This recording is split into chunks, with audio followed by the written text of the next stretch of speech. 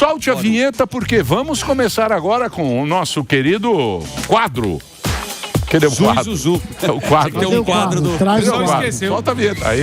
Resenha Zul, resenha Zuzu, resenha do Zul, resenha Zul e Zuzu. Fala, Emilhão, boa Muito tarde. bem. E aí? Qualquer momento que você quiser, nós temos o nosso querido Mota, que é um dos mais competentes jornalistas, né, que nós temos. E O Mota tem já muita tá na coisa linha? pra gente falar. Não, ele tá jogando, tá terminando a partida, tá jogando a sinuca agora. Passeando com o cachorrinho. né? Tá. É hora do cachorrinho. Que Daqui foi, a Dedê? pouco... Daqui a pouquinho. A gente tem muito assunto para falar com o Mota, principalmente do novo inquérito que a gente sabe que tem lá do Alessandro Vieira, nessa terça-feira, do caso do Davi Alcolumbre. Não sei se vocês estão sabendo que Não, foi o que caso aconteceu?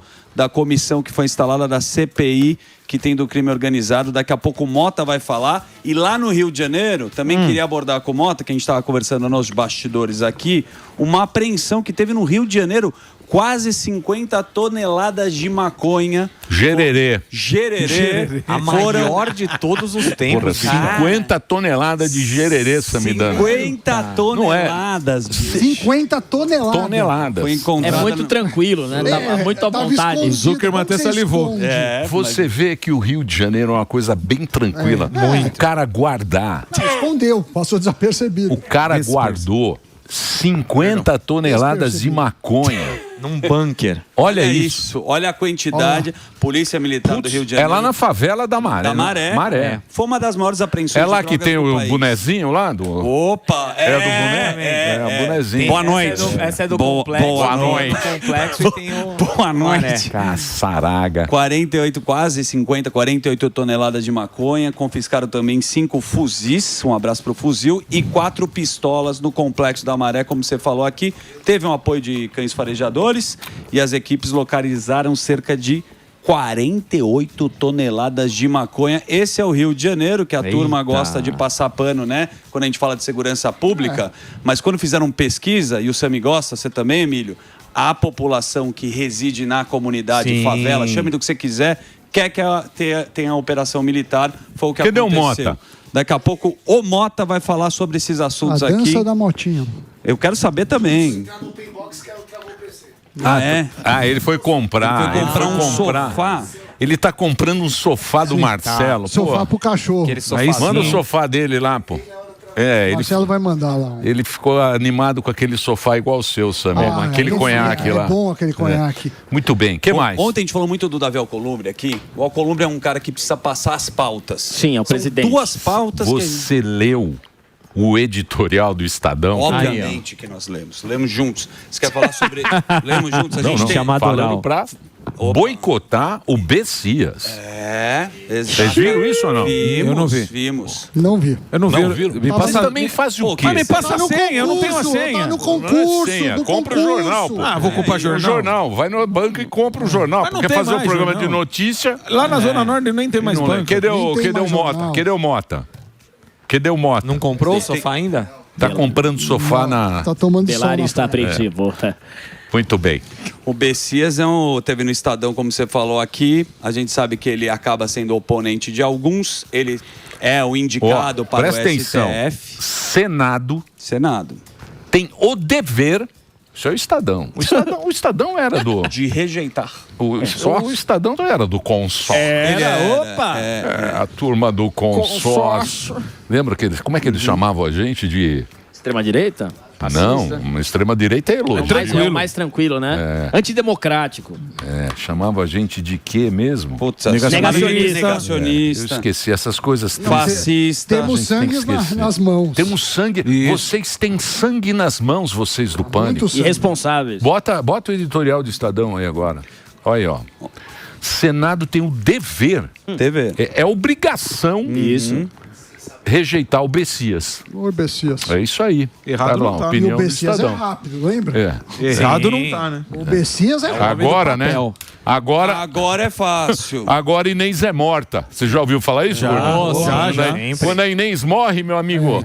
E fui no túmulo dela lá em Portugal. O que mais? Se é tarde, Estão me perdoa. falando do Bessias e a gente sabe por quê, porque é mais um ministro que vai para a STF e tem ligação com o governo atual, principalmente com o Lula. Lá já tem, né? A gente sabe que é o Flávio Dino, temos o antigo advogado do Lula, que a gente também conhece muito bem, e agora o Estadão se pronuncia falando que o Senado tem o dever de rejeitar o Messias, e a gente sabe também por quê. Agora, para falar com o Mota, Emílio, você sabe que o Alcolumbre agora é a pauta do momento. Nicolas fez o vídeo, né? O Nicolas fez o vídeo, a turma tem falado muito dele. Por que o Alcolumbre é a pauta, Albeta? O que ele não quer passar lá no Senado, que a turma está pedindo tanto para que ele passe? O quê? O relator, ele quer a CPI do crime organizado. Você tem a CPI do crime organizado, você tem alguns pedidos de impeachment, você tem a 12... Assim, você tem muita coisa que ele não passa. Você tem muita coisa que ele não passa. E aí a galera tem razão em fazer esse protesto, porque o público também, o povo na internet também reclama, só que aí bloqueia os comentários. Exatamente, vamos ver, né? Porque Mota. Mota, por favor, com você. Cadê o Mota? Nosso grande Mota. O Mota vai dar uma receita de paca. Opa! Hoje aqui, que ele sabe paca fazer ao molho como madeira. ninguém. Paca ao molho madeira, que ele sabe como ninguém fazer. Olha a carinha dele. Tá Ó. bonito, hein, E Mota? custa R$300. Eu fui ver o preço. O quilo é R$300. Não teve picanha, mas temos paca. Paca à vontade. Pra você ver como é a vida. Agora eu quero que vocês Paca prestem atenção. Eu mandei pra você o negócio ali do... Ô Mota... Fala, Emílio. Obrigado por você atender a gente aqui, participar aqui do programa. Eu tenho uma pesquisa. Agora a gente estava falando do Estadão. Certo. O Estadão era do consórcio. Total. O Estadão era do consórcio. Você viu o editorial do Estadão? Bota lá pro Mota o editorial do Estadão. Bota o editorial do Estadão. Cadê o editorial? Demora um pouquinho aqui, mas... Olha lá, ó. Senado tem o dever de rejeitar um Messias, que é indicação do presidente. Porém, veja como é a vida, meu querido Mota, que nós já estamos camelando aqui há muitos anos, sempre sendo chamados de negacionistas, sangue nas mãos, fake news, fascistas, fake news, malditos, criminosos. Veja o UOL. Uau. Por favor, bota esse UOL bem grande, bem 30 grandão. Anos do UOL. Por favor, põe grande aí no UOL, não tem um zoom? Aproxima. Zoom lá embaixo, porque tá pequenininho. Põe bem grande, por gentileza. Eu quero muito grande esse UOL. Eu quero um UOL imenso. Agora você vai pôr imenso UOL. Muito Uau. grande o UOL. UOL. Grande. Uau. Rafa. Agora volta. Volta o UOL. Olha só. Lula merece continuar no governo? Interrogação. Sim ou não? 51,5 não. 51 é até sacanagem. E aí, meu querido Mota? E aí, o que faz? E aí, Mota? O que nós fazemos agora? Emílio, você falou que ia mostrar a matéria do Estadão e eu fiquei pensando aqui, será que é o Estadão do A ou o Estadão do B? Né? Porque tem dia que você abre o Estadão e é o mesmo Estadão antigo. Tem dia que você abre e você vê isso aí que a gente está vendo hoje. Então eu não sei muito bem qual é a explicação para o que está acontecendo. Mas o fato é que, de alguns meses para cá, parece que rolou uma permissão para se falar mal do governo, para se criticar as autoridades, né? Esse clubinho onde a gente estava, que era só a gente, agora está cheio de gente, Emílio. Agora, qual é a causa disso, eu não sei. Ô, Mota, você não acha que isso aí era só um consórcio, um clubinho só para me tirar e agora eles veem que a vida não tá muito boa aí, tá certo? Só se juntaram para me tirar do jogo aí e agora, sabe como que é, né? Não tá indo tudo muito bem, o bolso de todo mundo tá apertando, teve jornalista ameaçado de quebrarem os dentes dele, e aí eles sentiram ou não, hein? Capitão, eu acho que tem mais do que isso, capitão. Eu acho que a explicação talvez seja menos óbvia, sabe? Eu acho que talvez a gente aplique aqui aquela famosa frase que tudo tem que mudar para que tudo continue igual. Isso. Talvez seja isso. Ô, Mota, na tua análise, porque a impressão que dá, a gente vendo as matérias, né, os editoriais, parece que a panela de pressão tá prestes a explodir. Porque cada dia tem mais um fato novo que envolve grandes poderosos do Brasil.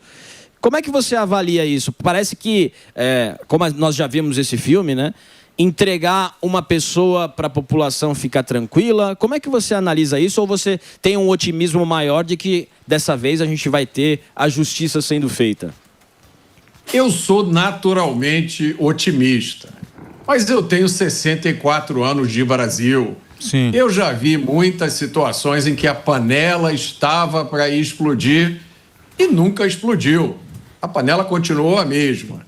Então, é como eu disse, eu acho que alguém, de alguma forma, deu permissão para que o nível de crítica ao que está acontecendo no Brasil aumentasse. Isso significa uma mudança? Eu não vejo onde está o mecanismo para essa mudança. Porque você tirar uma pessoa desse jogo não muda nada. A gente está falando agora, né, do possível impedimento, ou retirada, ou aposentadoria, ou alguma coisa, de 2 ministros que, de acordo com os vazamentos, estão envolvidos nessa história do Master. Ao mesmo tempo, e como lembrou muito bem o Estadão aí, tem um reserva pronto para entrar em campo, que é do mesmo time desses que estariam saindo. Além disso, tem outros também que estão lá e que, se não participaram disso, pelo menos compartilham da maioria das ideias, da postura.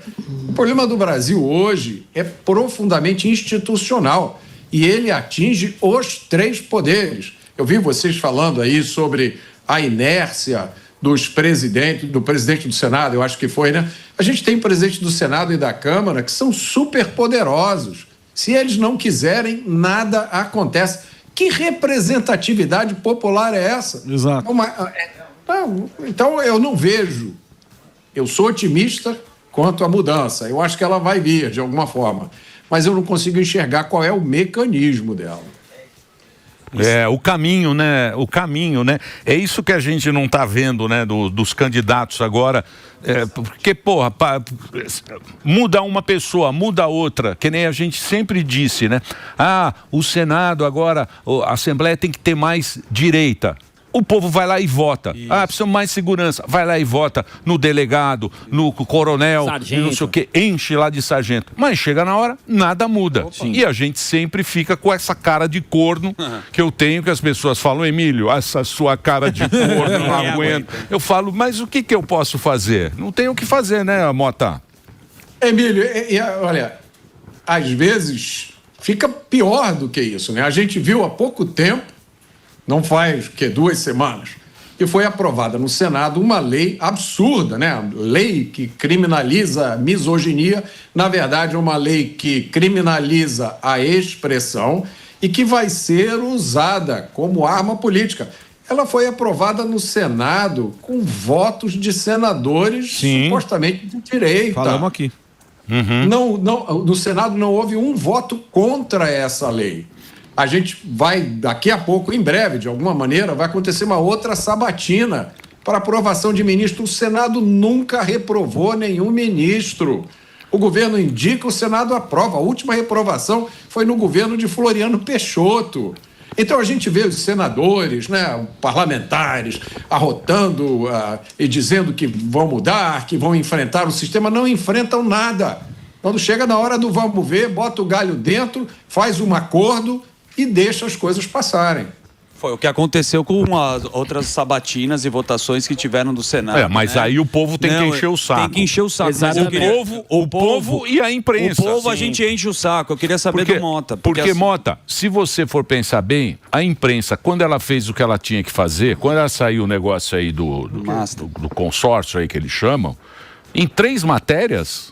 caiu o negócio do Supremo. Foi 3 matérias. Sim. Foi uma do Metrópolis lá, outra da G1, da Gaspar, outro lá do que foi lá bateu lá na mulher do cara lá do hotel lá, virou Todo mundo falando, todo mundo comentando. Por quê? Porque fez o que tem que fazer. Fez uma reportagem. É isso que a imprensa tem que fazer, porra. Mas, Emílio, eu disse. Por que demorou tanto para a grande mídia perceber o que estava acontecendo? Essa história já estava rolando há muito tempo. Né? E outras histórias, o escândalo do INSS, mas principalmente o do Banco Master. A impressão que a gente teve é que, de repente, ficou permitido para a grande mídia falar sobre essas coisas. Tá? E a grande mídia falou, vamos lembrar de outras coisas que aconteceram no passado, e os jornalistas que levantaram esses tópicos sofreram represálias severas. Né? Alguns deles tiveram até que sair do Brasil. Agora, a grande mídia, quando tocou nesse escândalo, até onde eu sei, nada aconteceu. Ninguém foi incluído em inquérito. Então, a gente fica sempre com a impressão de que tem algum tipo de combinado aí. De que, olha, não, isso aqui você pode dar, agora está liberado, pode falar. Né?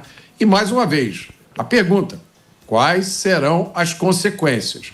Porque várias das pessoas que estão envolvidas nesse escândalo continuam trabalhando em posições de poder como se nada tivesse acontecido, né? Eu sei que tem um jornalismo partidário, como você está falando aqui, né, Emílio? Realmente, quando interessa, a turma vai lá e publica. Se perguntar pra gente por que a gente não fez isso, porque a gente é ruim. Sim, a gente não tem a capacidade. O nosso programa, a gente não tem a capacidade de fazer. A gente sabe, mas a gente tenta. Né? A gente tem noção Tentou da nossa muito, gritou, pequenice. xingou, falou. Mas a Folha, o Estadão, Sim. o Globo...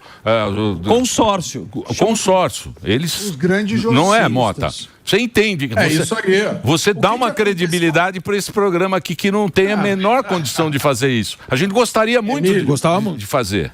Sim. Eu fico muito triste quando se passa um tempo e vocês não me convidam para vir aqui, porque nada que eu faço tem tanta repercussão, tem tanto impacto quanto eu vim aqui no Pânico. Tá sabia? mal, hein, eu vou moça? sair daqui, vou andar na rua, as pessoas vão me parar e vão dizer, olha, eu vi você lá no Pânico.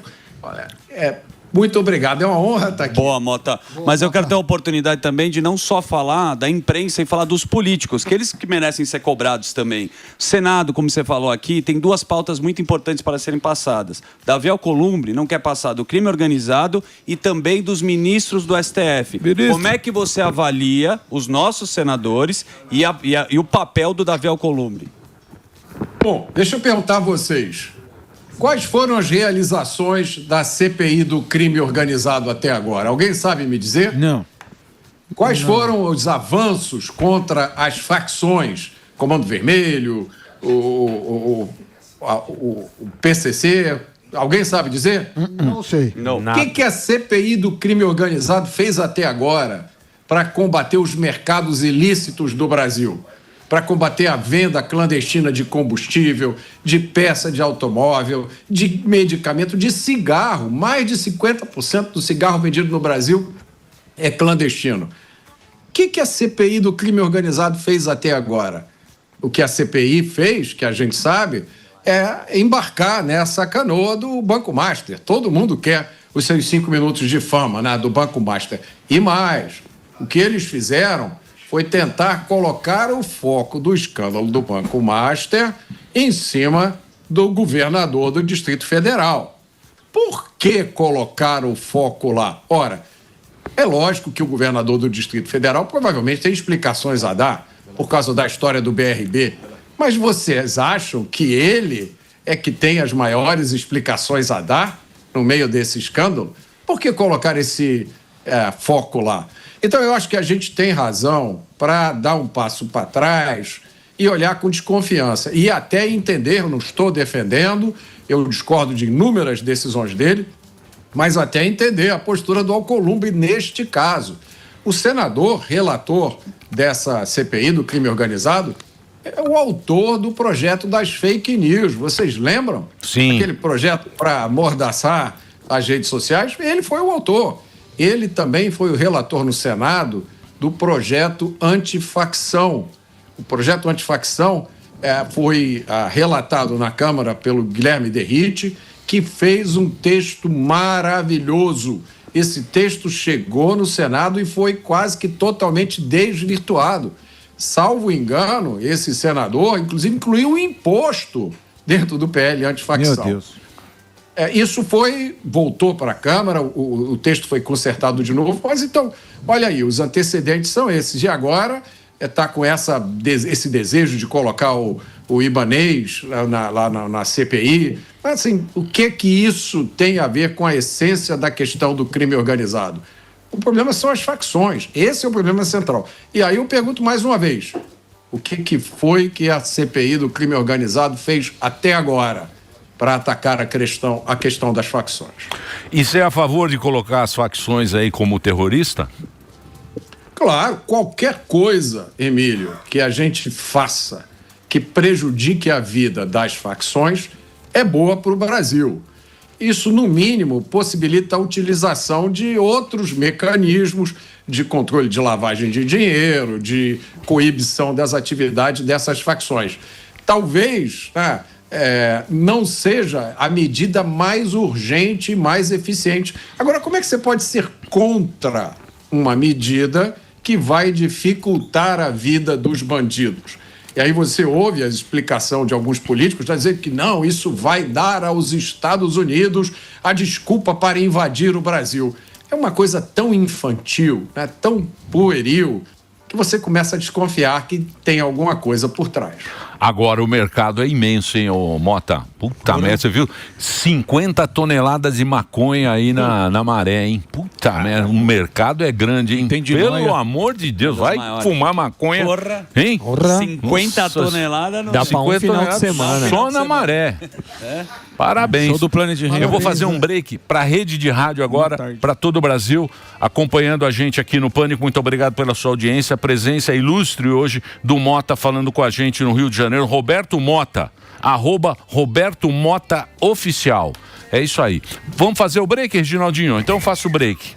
Vocês têm perguntas, por favor? O consórcio midiático traz uma nova notícia aqui, Emílio. É do G1. Eu gosto de dar os nomes aqui, porque claro. Vou dar o meu. Supostamente. Dados da Receita apontam que Master pagou 80 milhões para a esposa de Moraes. O Banco Master declarou à Receita Federal o pagamento de 80,2 milhões para o escritório Barsi de Moraes, que é a advogada Viviane Barsi, mulher do ministro. A gente está vendo alguns ministros tendo relações com o Banco Master. Como que a gente vai avaliar isso? E se o Davi Alcolumbre também não passa essa outra pauta no Senado, quem que vai julgar o juiz? Essa é a minha pergunta.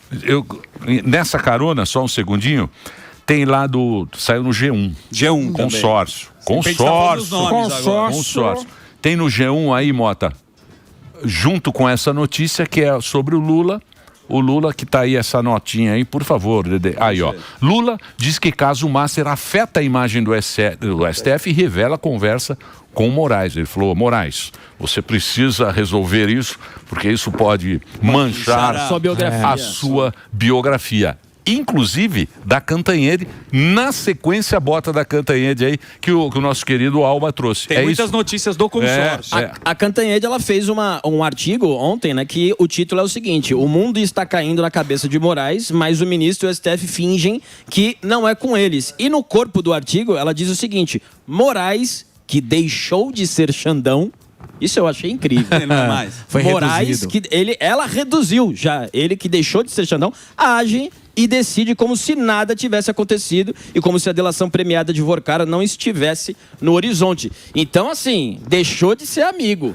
Ô, Mota, você que é um cara esclarecido, o que estão colocando na água dessas pessoas, meu querido Mota? Diga pra mim, Mota. Emílio, eu observo isso e penso o seguinte: desde 2019 que as instituições desse país perderam rumo, né? Eu estou lembrando aqui do inquérito das fake news, com o judiciário abrindo inquéritos de ofício, um juiz que é vítima, julgando um caso no qual ele é vítima. Na verdade, ele é vítima, ele é investigador, ele é promotor. A gente viu o retorno da censura. A gente viu o X ser retirado do ar. Lembra disso? Ele ficou um mês fora do ar. E o consórcio estava de boa. Estava aplaudindo isso, dizendo que era pela democracia, que era justificado. Bom, eram violações graves do devido processo legal e de direitos fundamentais. e a grande mídia estava de boa com isso. De repente, entra um elemento novo, que é um potencial envolvimento com um escândalo de corrupção.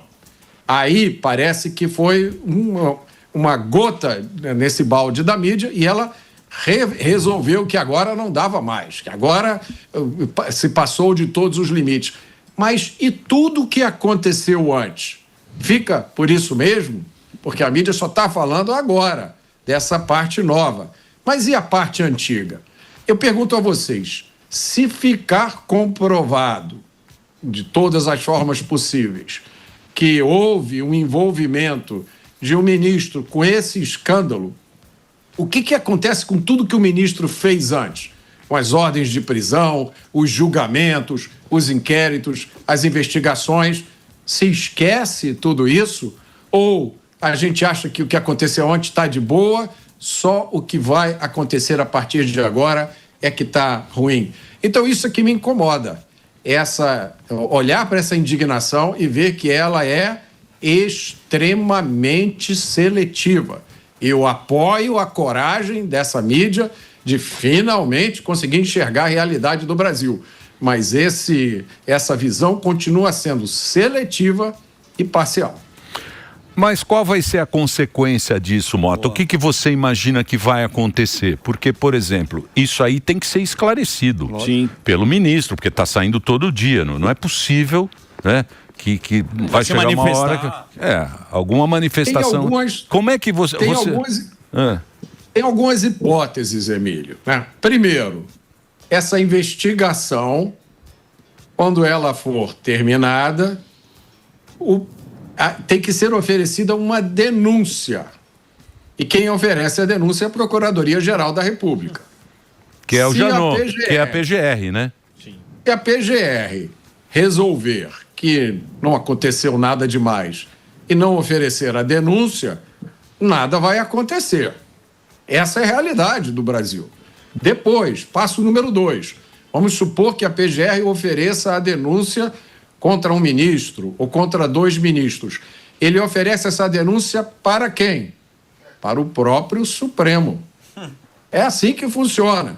Então, o PGR tem que decidir oferecer a denúncia, o Supremo tem que decidir aceitar a denúncia. E aí, quem julga? O próprio Supremo. Bom, aí a gente já pode ter uma opinião formada sobre a probabilidade dessas coisas acontecerem e qual seria o resultado. Há outras alternativas, né? Esquecendo a parte jurídica, há sempre a alternativa do Senado acordar e resolver dar andamento num processo de impeachment.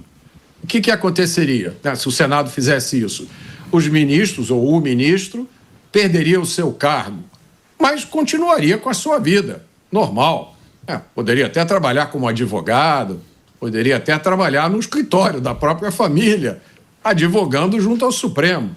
Não teria nada demais, né? Porque o impeachment, ele apenas retira a pessoa do cargo. Ele não dá nenhum tipo de punição.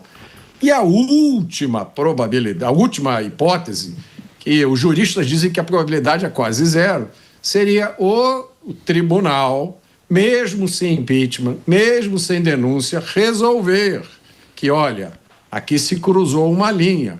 Então, nós vamos aplicar uma punição disciplinar, que poderia ser até a aposentadoria obrigatória do ministro. Probabilidade que as pessoas, quem entende disso, diz que a probabilidade disso acontecer é praticamente zero. É porque o Supremo, ele extrapolou, né, na atribuição dele, porque o Supremo é o quê? É ver a Constituição lá, mas mas aí até o orçamento, eles entraram no orçamento na época da pandemia, lembra lá na época da pandemia? Entraram em lei, fizeram lei e tal, e ficou confuso, né? Aí as pessoas ficam, o povo fica confuso, né? Que é o que falam que é como é que vocês chamam de segurança jurídica, né? Essa a segurança, a gente perde a segurança, a gente não sabe mais o que vai ser decidido, né, Mota? E porra, é complicado isso, né? O que aconteceu, o que está acontecendo no Brasil, Emílio, é em certa medida um fenômeno mundial, mas que acontece aqui da forma mais extrema, que é quando o nível superior do judiciário se coloca como decisor de última instância em todas as questões. O judiciário diz isso com clareza, né? A nossa Suprema Corte. Tudo é provisório até que seja decidido pelo Supremo. Não é assim que funciona uma república. Em uma república, às vezes a última palavra é do judiciário, às vezes é do executivo, às vezes é do legislativo, depende. Mas aqui, hoje em dia, o legislativo é inteiramente subordinado à Suprema Corte. O legislativo pode resolver o que quiser. Aprovar lei, aprovar PEC, qualquer coisa está sujeita a uma verificação posterior da Suprema Corte. Isso é um absurdo. Isso é um ativismo judicial levado às últimas consequências.